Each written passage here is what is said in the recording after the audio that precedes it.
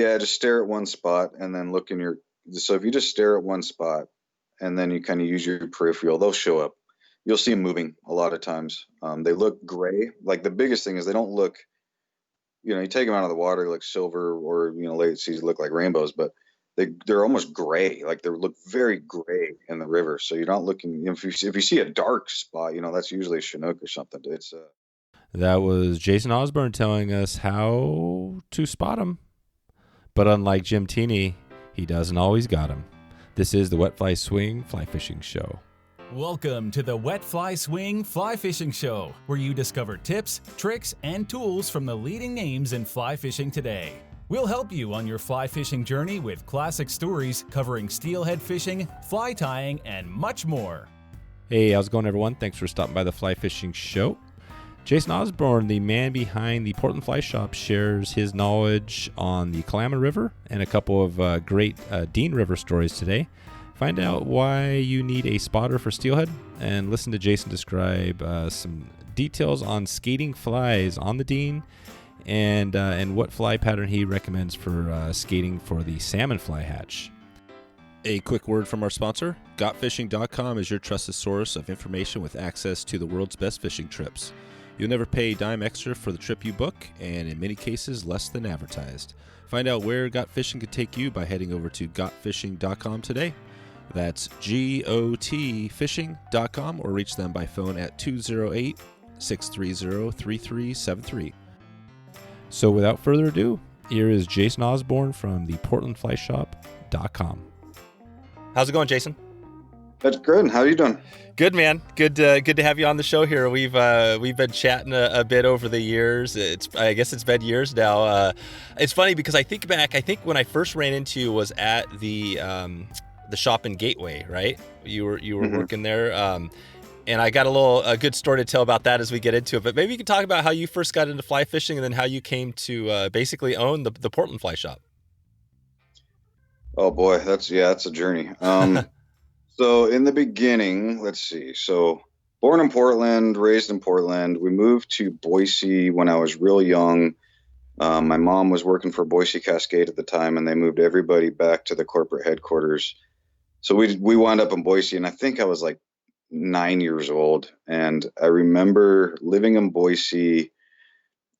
My parents were amazing. Like, first off, like they were awesome, and they always got me outdoors. Like since I was a kid, I mean a baby, I was out camping, fishing with a little Snoopy rod, and so they did right by me for sure, in the growing up aspects of that. And so the outdoors were always kind of ingrained in me. And then when we moved to Boise, there is at the time, I don't know if it's been years since I've been back, but there was a lake in town, and next to a Red Robin, and it was like some Mexican restaurant. They were next door to each other, but there's a lake just behind that was stuffed full of bluegill. And I remember we would be driving by and always seeing people fly fish that lake. And so it totally piqued my interest, like seeing people out there fly fishing. I didn't know what it was. And so that's kind of how it started, was just seeing it happen and being super curious about it. And then, I started tying first. I remember I got my first fly tying book, old book, all black and white, and so I was just taking like worm hooks out of my tackle box, sewing thread, and pulling feathers out of my pillow. And I was looking at an old Cabela's catalog for reference. And back then, the pictures weren't all that great. It was like a whole bunch of flies on like a blue piece of construction paper, and they'd snap a photo. And so all my flies when I was a kid, because I'd never actually seen a real fly, like a factory type fly, all my flies were 2-dimensional. So all my dry flies were like flat. Oh, wow. Were really good, like on the sides, but then you turn them in front of you and it's just paper thin. Because I had no concept of like these things actually being like 3D, Oh, wow. So it was pretty funny, and I remember like the first time I went to a shop and I saw a real fly, it was like mind blowing. I think the first fly I've ever bought was at the Hook and Sun River.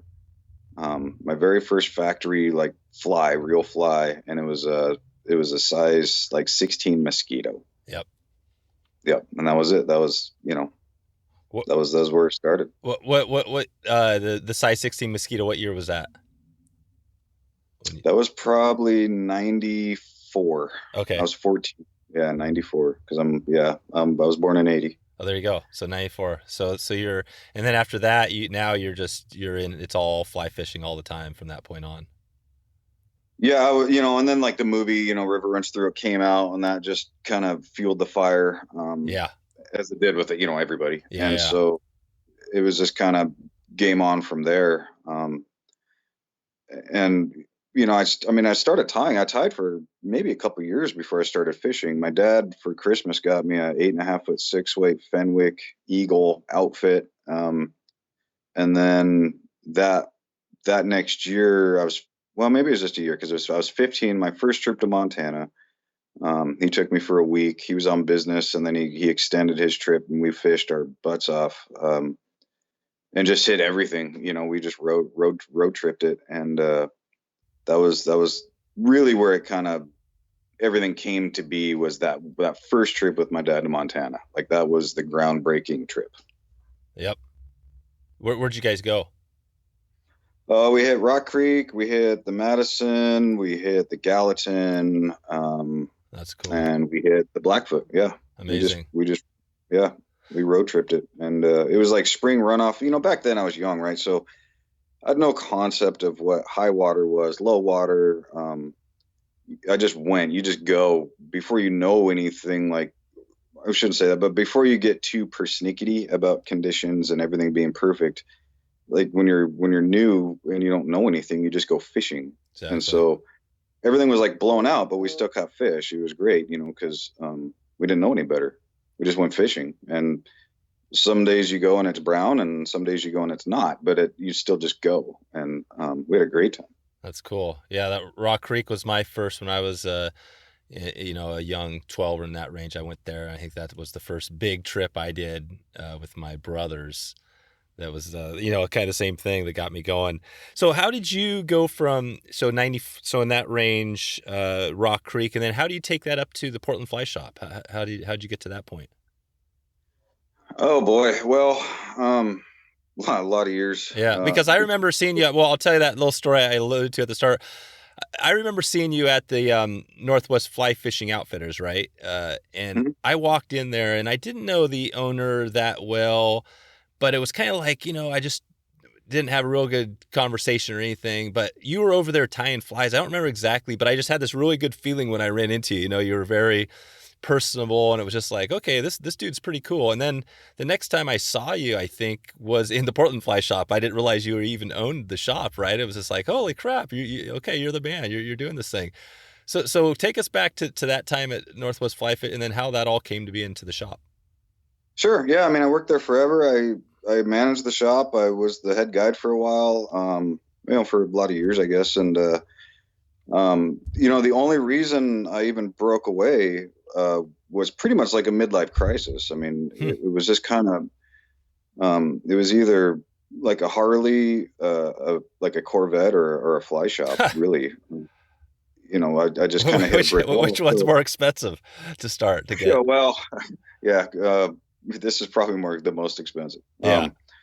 But most rewarding. It's always.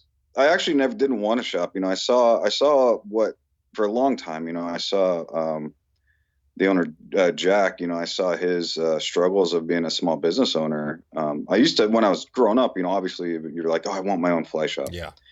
You get a little older, and you realize like owning a business is there's a lot more to it. Than just what it seems like. And even if you're experienced, as a maybe business person, there's always just more. There's always stuff you can never like expect, right? And so there's always something. And so I saw his struggles, and I was like, man, I don't want any part of that, Yeah. And he's a great. he honestly is a phenomenal business owner. He's really good, and really a person to look up to as a small business owner. But as a small business owner, whether you have a fly shop or you're selling Tupperware, it's all kind of the same as far as the stress load and all that. So, basically what happened was the steelhead numbers fell off the map, And, if we still had strong numbers like we did, we had like 3 years, of just stupid good numbers, and anybody could go catch a fish, and boat was full every day, and it was, happy go lucky. And if we still had those returns, I'd probably still be there guiding, working, doing all that. It was when the trip started falling off. Yep.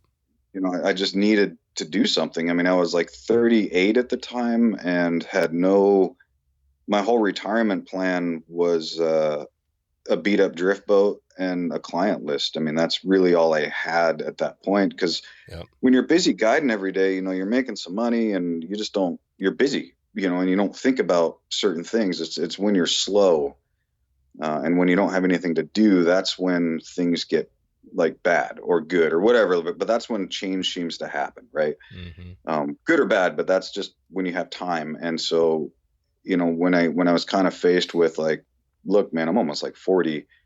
I don't want to like be struggling my whole life. Like, what am I going to do? This was just honestly opening the Portland Fly Shop was about the only thing I was qualified to do. I mean, I spent a couple semesters in like hot rod restoration years ago. I used to, do car stuff, and I've kind of forgot all that, I used to build motors and all that, but I kind of lost all that knowledge over the years. And so really what else am I going to do as a fishing guide and manager? Like, there's not a lot out there except for jumping into ownership of a business, and I got really lucky with how it all worked out, but that's about all I'm qualified to do. That's it. That's it. So how does it feel now? And how long have you been open there?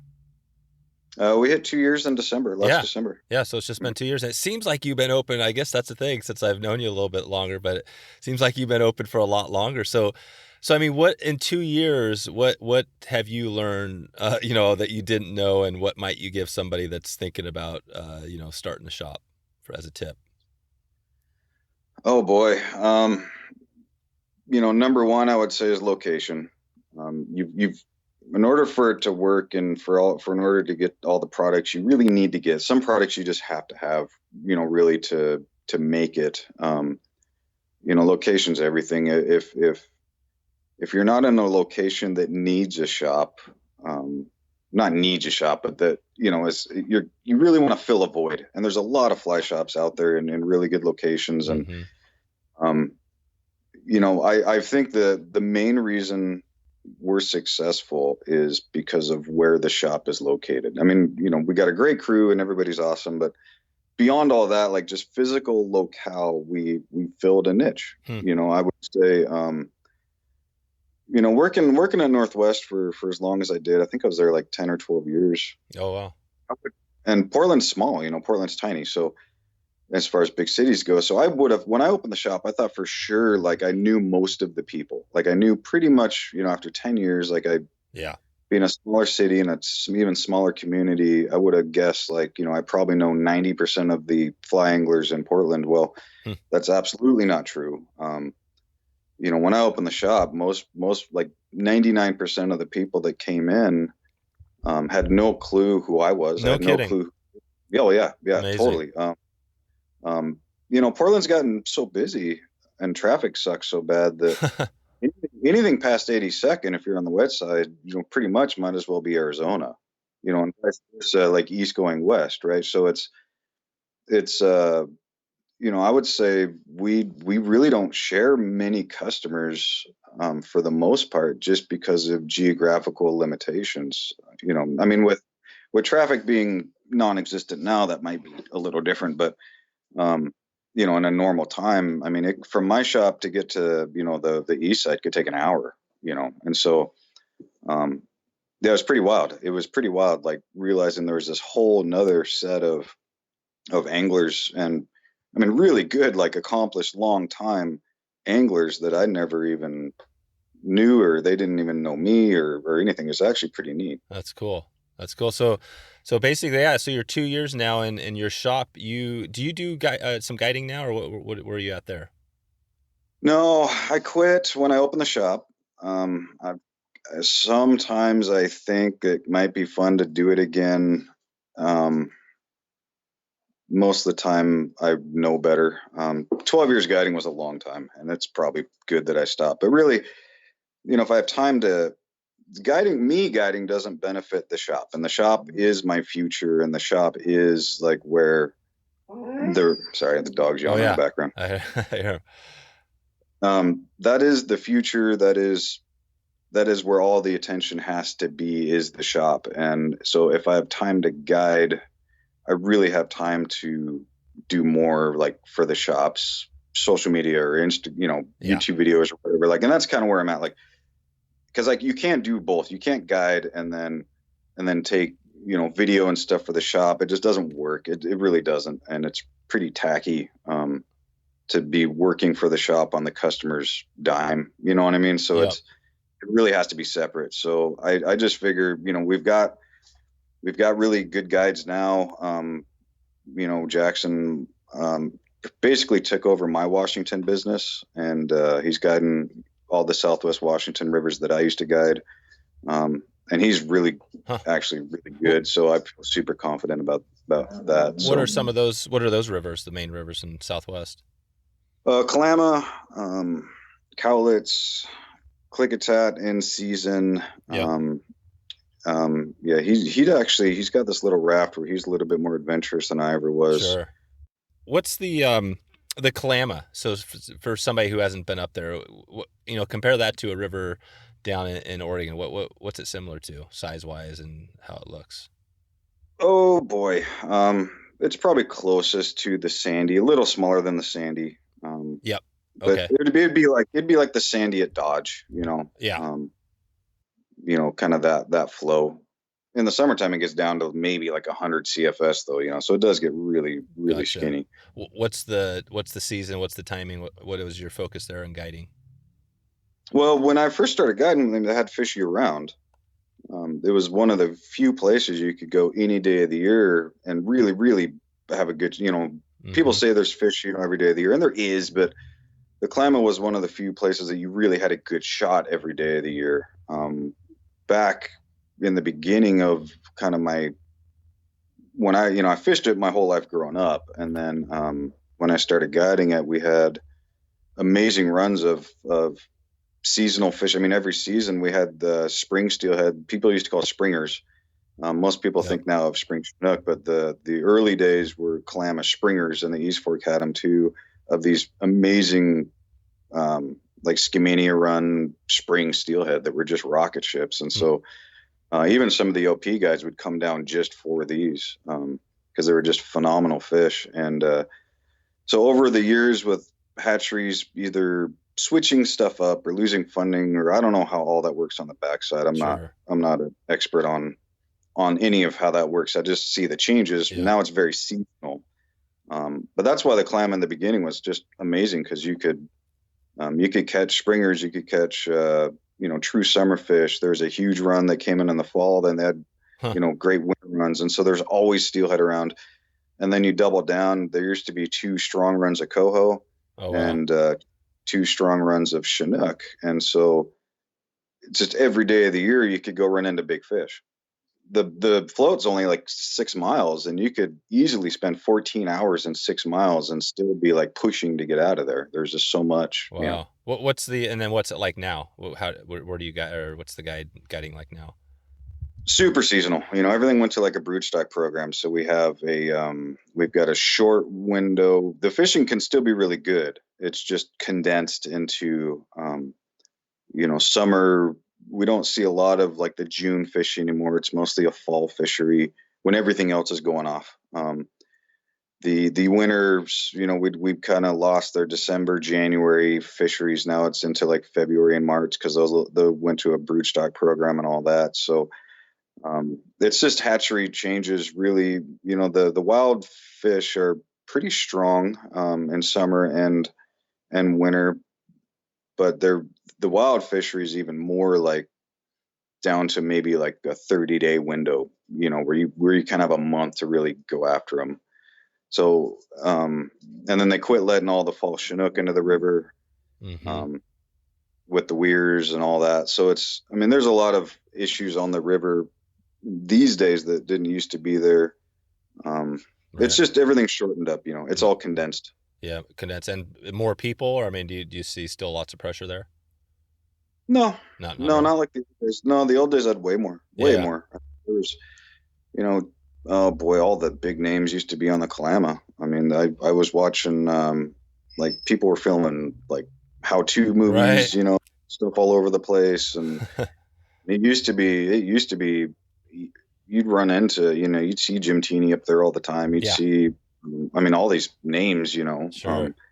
and back then, Teeny was, for me, like, he was a god, I mean, Yeah. geez, to see Jim Teeny and shake Jim Teeny's hand when you're, in that day, like he was on the cover of every magazine. I mean, he was like the favorite Jeeter of fly fishing, That's and right. so, it was just cool as hell. And he was great to me as a youngster, just phenomenal.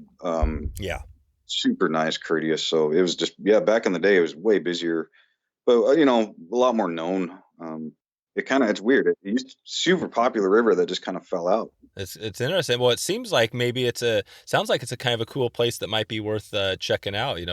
Maybe not quite as much going on throughout the year, but less pressure, and maybe it's a little bit better on that end, right? Yeah, it's a little hard because it gets too low for a drift boat early, right. like July, and then it's all private property. Oh, right. So there's some things. The canyon is what made it famous. The canyon was the fly, or I would just say they called it the holy water. It seems like every river has a holy water section, but that was the fly fishing only section above the second hatchery. And that they used to let all the hatchery fish up there. And so it was, fly fishing only. You could dry line fish all the time, consistently, and you could really walk your tail off and just go fish and wear yourself out. And that since has changed, since they don't let hatchery fish up there anymore. And there's a ton of private property up there now, some big estates and tons of building. So all these places we used to find fish, you literally can't get to, because it's in somebody's backyard now. Yeah, gotcha. Okay, so and then up there, as far as flies, maybe we just keep on that a little bit and chat a little about steelhead flies. We were talking a little bit off air about skating flies, and it's interesting because that's something that I never really dug into a lot, mainly because when I'm out summer steelhead fishing, I think I always just wanted to, catch as many fish as possible. But what's your take on, not to go too deep on it, but what's your take on skating flies, say on the Kalama or really anywhere for summers or any steelhead? Yeah, I think in the right times, first of all, when you skate a fly, when you put on a skater, you have to understand going in, you're absolutely taking the path of most resistance. Yeah. So it's a mindset. And most people that throw on a skater, understand that. But you really, you're asking a lot of a steelhead to come up and eat a skater. Yeah.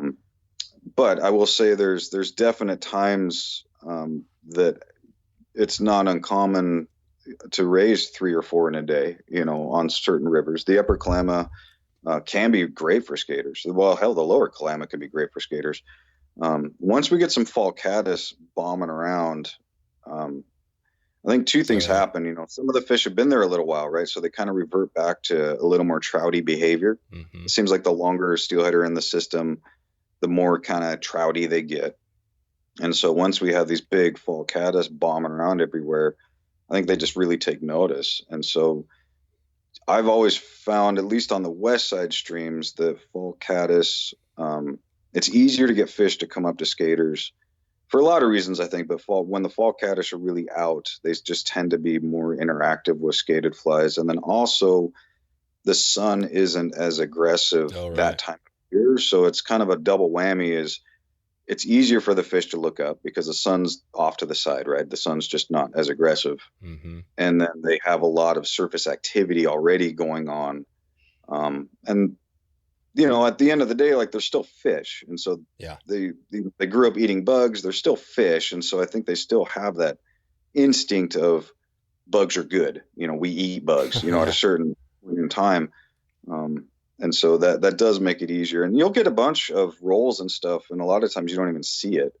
But if you got a spotter with you that can kind of help, it's not uncommon to go there and get, 5 or 6 or 7 that roll on the fly that maybe the angler doesn't see because of the angle that they're standing, but whoever's maybe spotting can see. Oh, right. Right.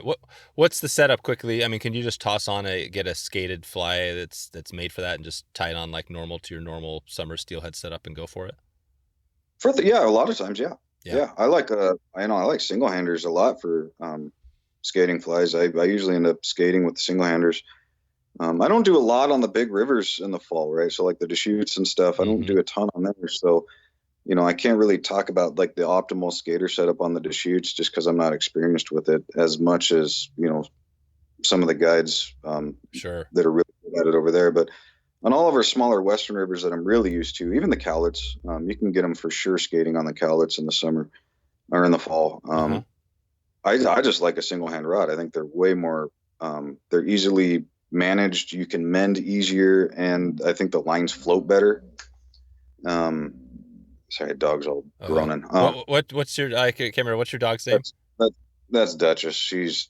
It's a German Shepherd, and anybody that's had shepherds knows that they just make noise. Exactly. But yeah, I just like the single handers. The lines seem to float better. You have more control. They seem to turn over real easy. And just the size of the river, that I fish a lot, just the single handers seem to be better. Yeah. Yeah. What do you tie any of those flies, any of the skating flies ever? I do. Yeah. The Klamath skater, I love. Jackson actually ties some awesome skaters, and I just kind of copy his stuff, but I'm not a great skater tire. I just lash on a bunch of hair, like the moose turd and stuff. Like old ones are great. Bombers are classic. They will always be great. Waller Wakers. I'll tie skaters a lot for a specific trip. I've always got a few with me that may or may not get used. But like when I went to the Dean for the first time last year, that's really where I just made a commitment to fish skaters, and I went there for that purpose. So it depends on the trip I'm going on. Oh, yeah.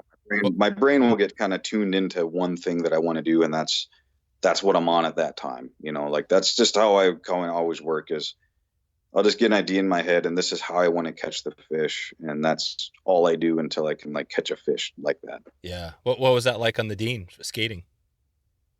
Oh, it's great. I mean, there's nowhere in the world I've ever seen like it. It's unbelievable. Can you? What's the set? Can you walk us through take us there and the setup? I would say first off, it's way smaller than I would have ever guessed my first time there. I didn't realize it was a normal sized river, I guess. How small in comparison to the Deschutes? Oh, way smaller than Deschutes, probably half. Oh, no kidding. Yeah, and it's a fast taper. It's a steep gradient. So right. 60. Yeah, like we went up to one day we went clear up to Moose, it's called, and it's way smaller up even like 10 miles than it is. From the lodge we were at, you go up 10 miles and it's way smaller than even the lodge, and then it flattens out quite a bit below that. But it's a pretty aggressive gradient on that river. Yeah, more so than I ever would have thought. I've always seen pictures of it being huge, and maybe that's just the lower river that's easier to get into, I guess. No, you're right. I always assumed the same thing. I always thought it was like a Deschutes big open canyon, big mountains. But yeah, that's cool to hear. It's different. No, we went with some guys that have been going, for probably 40 years, and they're single hander. I mean, it's a single hand deal, and I'll tell you what, they know exactly what they're doing, and they knock it out of the park. But it's super manageable with a single hand rod, and a lot of people do it up there. It's cool for me to see the single hander, 9 foot, 9.5 foot, 8 weight still be a player, because that's my heritage, right? And then that's why I grew up fishing. So I love the two handers. It's just really cool to see that the single hand rod, the single hand 7 and 8 weights of the steelhead world still have a purpose. And they really do. I mean, they really fit still to this day. They're very viable. And certain in a lot of applications, really. Yeah. What percentage of time are you fishing single versus spey? Oh, probably 30% single hand. when I'm swinging flies, yeah, about 30% single hand. In the winter, it's all spey just because it makes the most sense. But in the summer, when things get low, a lot of times in the rivers, like we can't even get a head out. The river's small enough or whatever. Like a single hander just makes more sense for utilitarian fishing. Yeah. Yeah, exactly. That's the whole thing. It's just tools in the toolbox, right? Having the right tool for the job. So on keeping on that Dean thing. So what is it? So you're just a normal dry line, 9 foot 8 weight, and tying on, like you said, some sort of a waking fly, and just swing it down like normal, down streaming across. Yeah, yeah. Bombers and waller wakers. McVeigh uglies, which is a fly I was told about, by a buddy who took me up there, and then I saw firsthand while I was up there. I think that's kind of I don't know the history of it at all, but I think that's kind of a Dean River fly. Oh, yeah. And I fished mostly those Klamath skaters just because that's what I tied and brought up, and they work really well. Yeah. We got one guy up there that only fished a size 10 orange bomber and cleaned everybody's clock. Huh. Or maybe it's a size 10, but yeah. That's all. Are you guys fishing? So are you kind of fishing wet flies, and then if you get a hot fish, changing up, or are you just sticking like a day, just going all wakers? No, I started sink tip fishing. I figured I would attack it like a winter stream, but like the first day I was a little blown out and stuff. And I learned real quick. I mean, I got my butt handed to me by people that, I was fishing like lychee. Mm-hmm. I was fishing so good too. I was like into it. And, sink tips, leeches, like all this stuff that should be working. And, the visibility day one was maybe like 2 feet. And, the people fishing dry lines behind me were catching fish and I wasn't. And so after that, I just went full floating line the rest of the time. And, it was either a green butt skunk or a skater. Yep. How did that was it. How did you choose between either of those two? Depend on who I was following. If I was number one if I was downriver, fishing first, I would fish a skater and let whoever was above me fish the wet fly.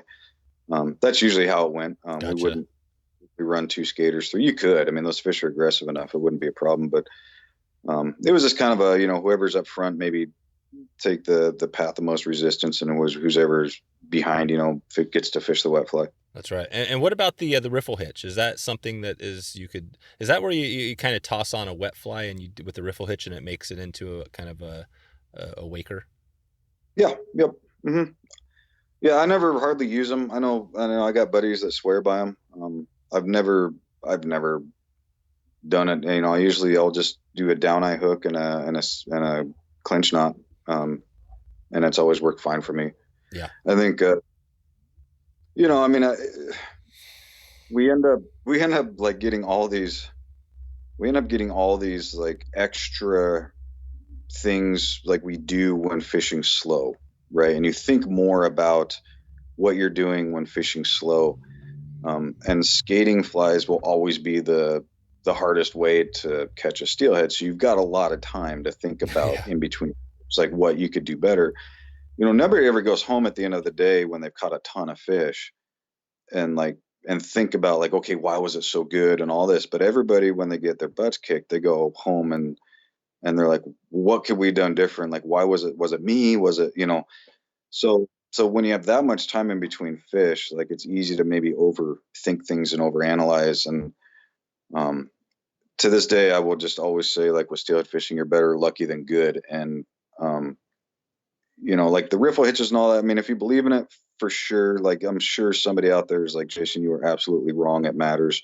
I'm sure it does. I'm not experienced enough with it to know the difference. I haven't caught a million fish on skaters. I've caught a few fish on skaters. Yeah. Yep. Yep. So I mean, whatever. Don't listen to me. I just know that. Like I just really want to keep it simple. That's cool. That's my whole goal is to not do more than I need to, as far as techery and exactly. And just swing flies. Keep it simple. I mean, just swing flies. I said I've seen a lot of fish, a lot of steelhead over my life, like tons of fish, do what they weren't supposed to do. Meaning like nothing's off the table, and so that's what for everything that like the book says, this is exactly how you fish, and you'll find a steelhead, that will go against all that. And so that's why I think like a lot of these little things don't really matter as much, because you'll find plenty of steelhead that don't care about what the book says. Exactly. Yeah, and on more on the trout, and I think I mentioned you on Instagram yesterday about, I had a question somebody was asking me about a good skating fly for trout, and he was talking about the salmon fly hatch. We're getting pretty close to the salmon fly hatch. And it sounds like you're not too maybe something you've done a lot of either on that. But what would you tell him if he came in the shop and said, I want a skater for the salmon fly hatch? Oh boy, I would say stick to low light hours, and honestly, a chubby Chernobyl is probably going to be one of the best skaters. Oh, yeah.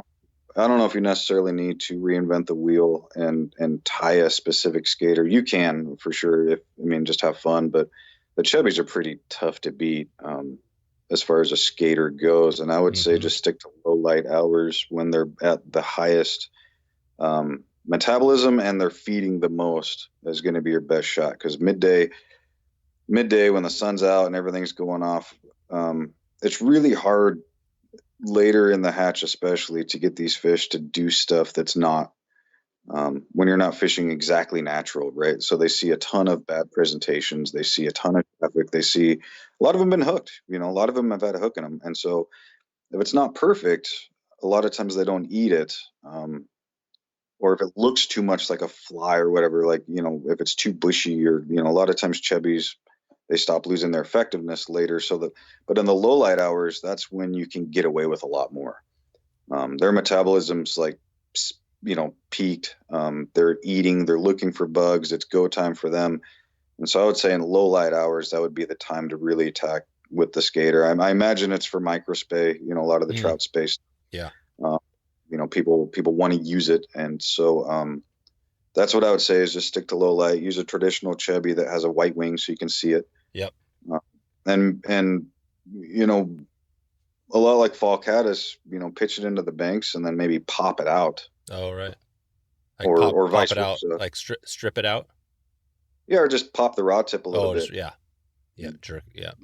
Most bugs don't necessarily skate, right? That's not natural. No. But they do. But they for sure move. And salmon flies and golden stones, when they're on the water, they move a ton. And so, some drag's okay. It's just you want to make it look like it's trying to get away. Like maybe it fell in and it's trying to either get back to the bank or go towards a limb or something. And that can be really good. You can twitch them and make them move like that for sure. Yeah. I just think like a steady drag, like we would be swinging for steelhead, a steady drag isn't the most natural buggy presentation, but I would definitely try it and put some action, like pop the rod tip and really get it like looking like a bug who's trying to get somewhere. Exactly. Yeah, I could see tossed under a nice thick tree cover, right, where those fish and then pop it under there. That might work pretty well. Mm-hmm. Yeah. That's I cool. would say that's a good plan. And if it doesn't work, it doesn't work. But it's worth it. I'm sure you can get a few, and the few that would come up, I'm sure I do it a lot with fall caddis, and they'll rip the rod out of your hand. The takes are and the takes are insanely violent when you're we call it chugging, but chugging fall caddis, off of the banks and just popping your rod and stripping them. The takes are violent. They'll break 3x before you can even set the hook. So you're just casting upstream, or are you casting downstream? Like cross stream. Oh yeah. Mm-hmm. Okay. Yeah. You could do upstream. Usually it's like I'm fishing like at a straight line from me to the bank. Oh, right, to the bank. Gotcha. Yeah. Mm-hmm. Nice. And then trout spey. Do you guys sell some trout spey? Are you into that there? Yeah, it's fun. Yeah, we sell quite a bit of it. It's really cool actually. It's a lot of fun. Probably not the most effective tool in the shed for numbers of fish, right? But it's definitely one of the more fun ways to go after trout. Late summer when the caddis are out like in full force, or I should say midsummer, swinging soft hackles on a micro spey on our little trout spey is a ton of fun. And that's really effective. Yep. But yeah, it's a killer way to fish. It's a ton of fun. That's cool. Yeah, I had Stephen Bird on recently. Oh yeah. he broke down the Upper Columbia. I haven't been up there yet, but it sounds, I mean, that's trout spey, but it's kind of more like a steelhead trout spey. It's a little mix. Yeah, that place is weird. It's Yeah. amazing.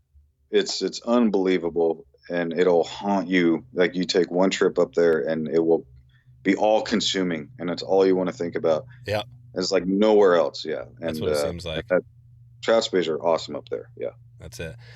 Cool. All right, Jason. Let's wrap this up here with the 222 top 2 flies, tips, and resources. And I think you've already mentioned your top 2 flies, but if you had to pick 2 steelhead flies for the end of time, what are those 2?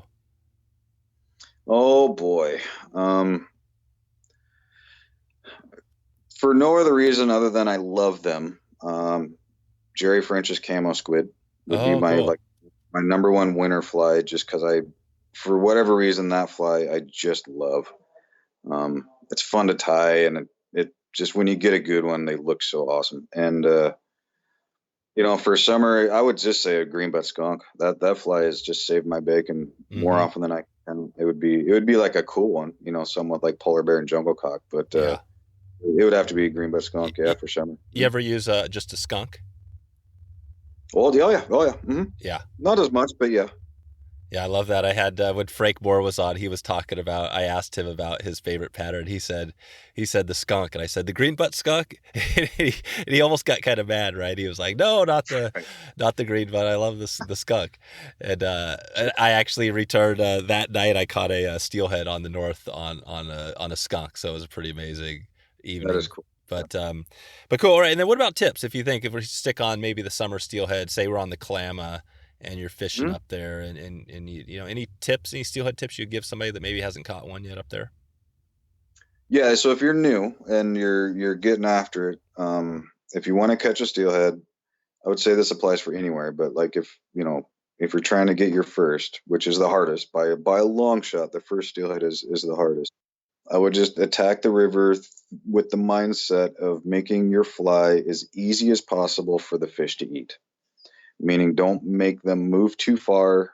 If it's in their zone, they're more likely to eat it. So just think about that. A lot of times I think with steelhead fishing, we're dealing with more of a hydraulics issue rather than a fish issue. Yeah. Because they live in areas where they're protected from the current, right? So that means water's moving away from them, which means your fly is always moving away from them. You know what I mean? Like that's just the way water works. And so if you can figure out a way or position yourself, but always just try to make it as easy as you can for the fish to eat the fly, and you will find more fish. Perfect. And so if I'm up there and I'm thinking about that, I've got this line, I see what I think is a place the fish is probably holding, and I'm fishing that and I'm swinging it down, and say I was going to try to get them on the surface. Any tip you would provide for that? I know you don't have a ton of experience there, but what would you tell them if they really wanted to get one on the surface? What would you tell that person? Well, depending on time of year, if it's summer, I mean, I would try to spot them. Oh yeah. I mean, get up high and spot them, and that way I mean, it's actually real easy to find steelhead in these rivers once you get the eyes for it. And once you start seeing them, you'll see a ton of them almost everywhere. So in the summer, spotting them is a huge part of it. You can see right where they're at. But or have somebody, a lot of people fish with buddies or whatever, and just have a spotter, and they'll be able to see fish come up and roll or something like that. I mean, the thing with skaters, if you're going to do it, you got to do it. Yeah.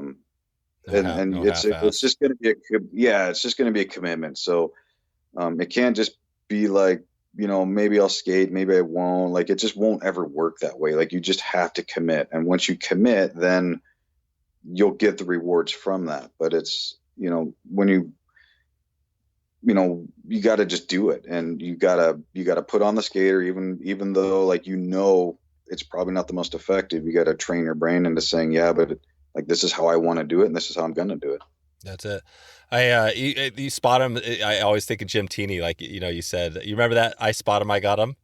Yeah, I haven't found that to be exactly as true, because there's been a lot of times I spotted him and didn't got at him. But no. Spot him's huge. I mean, it is cool to know you're fishing over fish. Yeah. Yeah. I love where that. you can. What's that? So when you can, I mean, obviously if you spot them in February, don't fish them, but because No. they're probably on reds. But in the summertime, come August, like you can see them all over the place. Yeah. Yeah. Any quick tip on how to spot them if you're just looking? What would you tell somebody if they struggling to find those fish? Yeah, just stare at one spot and then look in your. So if you just stare at one spot and then you kind of use your peripheral, they'll show up. You'll see them moving a lot of times. Yeah. They look gray. Like the biggest thing is they don't look. You take them out of the water like silver, or late season look like rainbows, but they're almost gray. Like they look very gray in the river. So you're not looking. If you see a dark spot, that's usually a Chinook or something. It's they look gray, and so that's what you want to look for is like this transparent gray. And if you just stare at one spot and just slowly kind of work your eyes back, you'll see them. It takes a little bit, but you'll see the movements. You'll see that like a tail. The tail's the easiest thing for me to spot first. That's it. And then what about, before we get out of here, a couple of resources, anything, books, magazine, online, anything for steelhead, if we stick on that summer steelhead, that could help somebody, get in some more fish? Boy, I would say I don't do a lot of stuff online. I would say some of the gear sites actually have a ton of information, like that's a good Steelhead University and some of those. We're probably using. I mean, we're using like different rods or whatever, but sure. But nothing is different between steelhead, right? Like no matter what. So if you can, no matter if it's a conventional tackle website or whatever, but Steelhead U, that's cool. They have a lot of run timing, a lot of, timing's everything. Timing is more important than anything. No matter what rod you have, no matter what fly you're fishing, if the fish aren't there, you can't catch them. No. And so knowing when to go is the most important thing of steelheading beyond any rod you're carrying, right? Like knowing when to go is everything. So, so at that point, like a lot of these conventional tackle websites are phenomenal for that. They'll spill the beans. Fly websites are a little bit more like, keep it under the cuff, but the gear dudes, man, they'll spill the beans. And so take advantage of it. There you go. As far as like an actual fly fishing website, honestly, like Caddisfly has a great blog. Most people know about Caddisfly's blog. They do a hell of a job on that. Westfly, I don't know how active they are. I used to look at Westfly quite a bit, and then Washington Fly Fishing, I haven't been on forever, but they used to be a pretty decent resource. I don't do much web surfing anymore. No, you don't. Yeah, you don't have to. You got your own. I mean, your own experiences, right? We kind of live it every day, and we learn a lot from our customers just as they learn a lot from us. So it's a good trade. I usually kind of shut off when I'm done. Either throwing the ball for the dog or just doing something. So I don't do a lot of web scouring anymore. Yep, I hear you. No, I think and those are great resources you gave. I mean, those are things we haven't talked about. Steelhead University for sure is a good one. So, okay, well, Jason, I'll let you get out of here. Before I do, anything new coming up? I mean, I guess you just opened the shop, right? We've still got this COVID thing going on. So it's open for business, right? Yep. How are you guys dealing with the COVID? How's all that treating you? Oh, COVID sucks. This thing sucks, and it sucks for everybody, not just us, but across the board, man. I feel horrible for downtown Portland and everybody. But we're limited in how many people can come into the shop. We're going through sanitary wipes like hell wouldn't have it. How many limit? What's the limit? 3 limit. We've got enough square feet that we can do 3, and then we're doing. Everybody's got to maintain the 6-foot rule, and we have to enforce that just to make sure we don't get in trouble too. But and then in the mornings we're open from 9 to 10 for one customer at a time, seniors only, right? That's kind of senior, one person at a time. And then we normally close at 7. We're closing at 5 now, and then from 5 to 7 we're taking appointments for anything that's that takes a while, right? Like so somebody needs like 5 reels loaded. It's easier just to do a one-on-one appointment and get that done than try to manage like the 3 people at a time and have people wait and all that. So if it's any like, in-depth tying questions that are going to take like, a half hour, 40 minutes or a bunch of reels, then we'll just take an appointment later in the day. Gotcha. Okay. Yeah. That's obviously this is a terrible thing. So we're all all in it together. But yeah, hopefully in maybe 6 months or so, we're kind of maybe getting back to things as usual. I mean, I think that's the hope, right? Hopefully it doesn't even take that long, but it seems like it's kind of a crazy place we're at. Yeah, who knows? I mean, who knows? It may never be. I don't know. I mean, we're taking it one day at a time. We're Yeah. taking it, as in stride, just like, everybody else, and we will adjust as we need to. But things for us, things could be a lot worse, and we got really fortunate. I'll tell you, like, we got super lucky with which is kind of how we ran the business. And then our vendors are amazing. The people we work with, so it could have been a lot worse for us.